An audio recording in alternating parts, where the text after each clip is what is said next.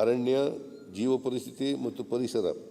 ರಾಜ್ಯದಲ್ಲಿ ಮಾನವ ಕಾಡಾನೆ ಸಂಘರ್ಷ ಹೆಚ್ಚಾಗಿರುವ ಪ್ರದೇಶಗಳಲ್ಲಿ ಕಾಡಾನೆಗಳು ಅರಣ್ಯ ಪ್ರದೇಶದಿಂದ ಹೊರಗೆ ಬಾರದಂತೆ ನಿಯಂತ್ರಿಸಲು ನಮ್ಮ ಸರ್ಕಾರ ಇಂದಿನ ಅವಧಿಯಲ್ಲಿ 520 ಕಿಲೋಮೀಟರ್ಗಳ ಬ್ಯಾರಿಕೇಡ್ಗಳನ್ನು ನಿರ್ಮಿಸಲು ಘೋಷಿಸಲಾಗಿತ್ತು.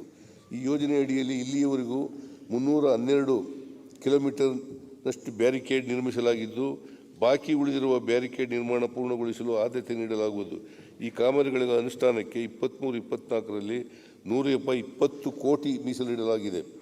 ಮಾನವ ಕಾಡಾನೆ ಸಂಘರ್ಷವನ್ನು ನಿಯಂತ್ರಿಸುವ ನಿಟ್ಟಿನಲ್ಲಿ ರಾಜ್ಯದಲ್ಲಿ ಈಗಾಗಲೇ ಮೈಸೂರು, ಮಂಡ್ಯ, ಚಿಕ್ಕಮಗಳೂರು, ಹಾಸನ ಮತ್ತು ಕೊಡಗು ಜಿಲ್ಲೆಗಳಲ್ಲಿ ಆನೆ ಕಾರ್ಯಪಡೆಯನ್ನು ರಚಿಸಲಾಗಿದ್ದು, ಪ್ರಸಕ್ತ ಸಾಲಿನಲ್ಲಿ ರಾಮನಗರ ಮತ್ತು ಬನ್ನೇರುಘಟ್ಟದಲ್ಲಿ 2 ಹೊಸ ಆನೆ ಕಾರ್ಯಪಡೆಗಳನ್ನು ರಚಿಸಲಾಗುವುದು.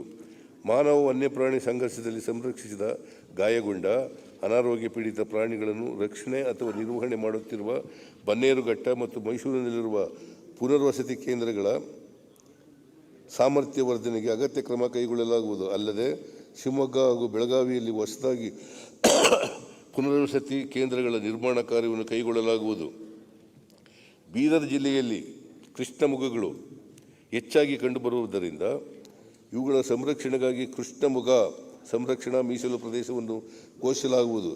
ಈ ಸಂರಕ್ಷಣಾ ಮೀಸಲು ಪ್ರದೇಶದ ರಕ್ಷಣೆ ಮತ್ತು ನಿರ್ವಹಣೆಗಾಗಿ 2 ಕೋಟಿ ರು ಮೀಸಲಿಡಲಾಗಿದೆ. ರಾಷ್ಟ್ರೀಯ ಅರಣ್ಯ ನೀತಿಯ ಪ್ರಕಾರ ಭೌಗೋಳಿಕ ವಿಸ್ತೀರ್ಣದ 33% ಭಾಗ ಅರಣ್ಯ ಪ್ರದೇಶದಿಂದ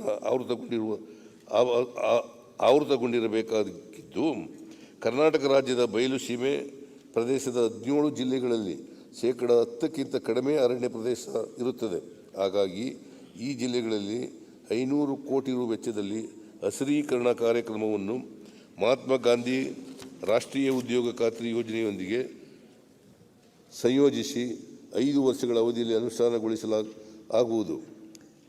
ಇಂಗಾಲದ ಹೆಜ್ಜೆ ಗುರುತನ್ನು ಕಡಿಮೆ ಮಾಡುವ ನಿಟ್ಟಿನಲ್ಲಿ ಸರ್ಕಾರದ ಎಲ್ಲ ಪ್ರಮುಖ ಯೋಜನೆಗಳಲ್ಲಿ ಪರಿಸರ ಹೊಂದಾಣಿಕೆಯನ್ನು ಮಾಡುವ ಕುರಿತು ಪರಿಸರ ನಿರ್ವಹಣೆ ಮತ್ತು ನೀತಿ ಸಂಶೋಧನಾ ಸಂಸ್ಥೆ ವತಿಯಿಂದ ಮೌಲ್ಯಮಾಪನ ಮಾಡಲಾಗುವುದು. ಡಿಕಾರ್ಬನೈಸೇಷನ್ನಿನ ಆರ್ಥಿಕತೆಯನ್ನು ಪ್ರೋತ್ಸಾಹಿಸಲು ಮತ್ತು ಹಸಿರು ಬೆಳವಣಿಗೆಯನ್ನು ಉತ್ತೇಜಿಸಲು ರಾಜ್ಯದಲ್ಲಿನ ಸಂಸ್ಥೆಗಳಿಂದ ಸ್ವಯಂ ಪ್ರೇರಿತವಾಗಿ ಗ್ರೀನ್ ಹೌಸ್ ಗ್ಯಾಸಸ್ ಹೊರಸೂಸುವಿಕೆಯನ್ನು ಬಹಿರಂಗಪಡಿಸುವ ಯೋಜನೆಯನ್ನು ಪ್ರಾರಂಭಿಸಲಾಗುವುದು.